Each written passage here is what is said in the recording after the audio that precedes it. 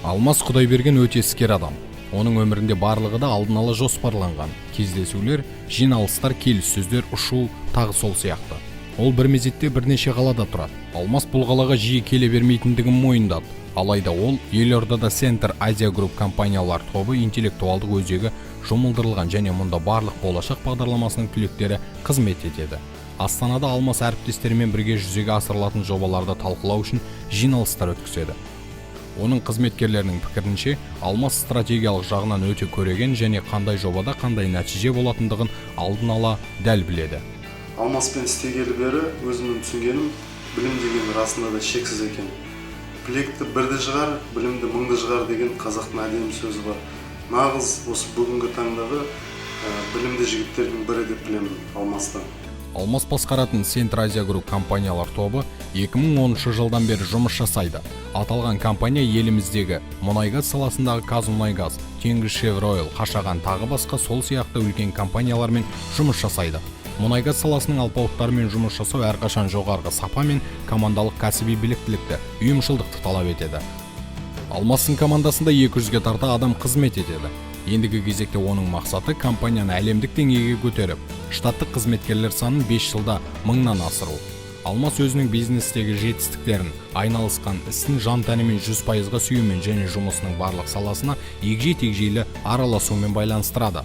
Алмастың болашақ бағдарламасы бойынша әлемнің жетекші университеттерінің бірінен білім алуы да оның жетістігінің бірден бір себебі. Білім берді. Сосын осы білімнен басқа сол елде жүріп, сол елде қалып, мен өзім Ұлыбританияда оқыдым. Сол Ұлыбритандық адамдардың қалай жұмыс істейтінін көріп, қалай қызметке көзқарастарын көріп, соны көріп үйреніп, қазір қарасақ біздің ортақтарымыз Ұлыбритания компанияларда бар, олармен қалай жұмыс істейтінін, не жұмыс істейтінін біз әлдеқашан және тез білеміз.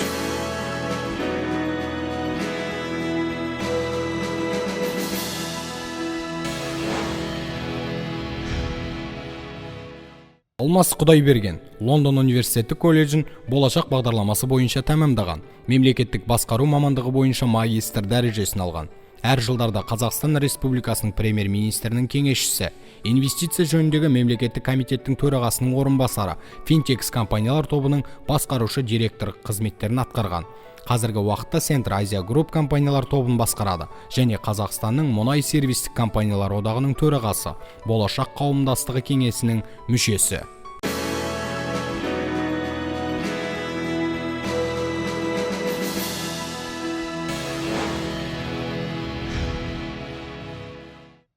Манас Сәкенов Алмас басқаратын компанияда салыстырмалы түрде аз уақыт жұмыс жасады.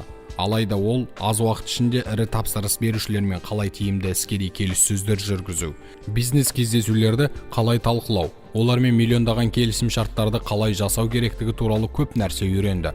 Манастың ойынша бизнестегі ең басты қажеттілік коммуникациялық дағды, стратегиялық көрегендік және әрине батылдық болу керек.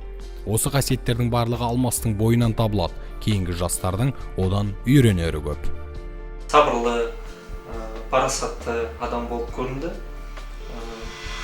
Сол уақыттан бастап, енді ол өзімен бірге жұмыс істегенде шақырғаннан бері маған ол енді бір мәртебе болды. Алмас Құдайбергенмен жұмыс істеу мен үшін үлкен құрмет деп санаймын. Алмастың Астанадағы уақыттарының басым бөлігі бизнес бойынша әріптестермен іскери кездесулер өткізумен өтеді. Іскери кездесу өкілдерінің көпшілігімен Алмас жақын дос болып та кетті. Алмас іскери жұмыс кездесуден шыққаннан кейін өзінің сенімді және адал досы серіктесі Дәуіржан Ауғанбаймен кездесіп, болашақтағы және бірлесіп атқаратын жобалар барысын талқылайды. Алмас бизнесте өзінің командасын дұрыс таңдаудың маңыздылығын баса айтады. Оның ойынша өзара сенім жетістіктің кілті. Алмас Құдайберген жас және істерін енді бастаған кәсіпкерлерге арналған болашақ қауымдастығының байқауына ментор ретінде қатысатын болады. Болашағы зор деп танылған стартап жоба болашақ қауымдастығының атынан 7 миллион теңгеге дейін қаражатқа ие болды. Сонымен бірге жеке бизнесті бастауға төмен пайызбен несиелер мен инвесторлардан берілетін демеушілік көмекке қол жеткізе алады. Қазіргі кезде мемлекет тарапынан жүзден астам инструменттер бар қолдап жатқан экономиканы. Соны білу керек, қолдану керек, сұрау керек. Яғни институт развития, даму институттары ішінде жүзден астам инструменттер бар қолдайтын. Ішіне жас бизнесмендер болсын, әртүрлі гранттар береді, субсидированный кредиттер береді. Соның бәрін қолдану керек. Бірақ осы күндіз түні жұмыс істеп, керекті білім алып, керекті тәжірибе алып, содан кейін бастаған жөн деп ойлаймын.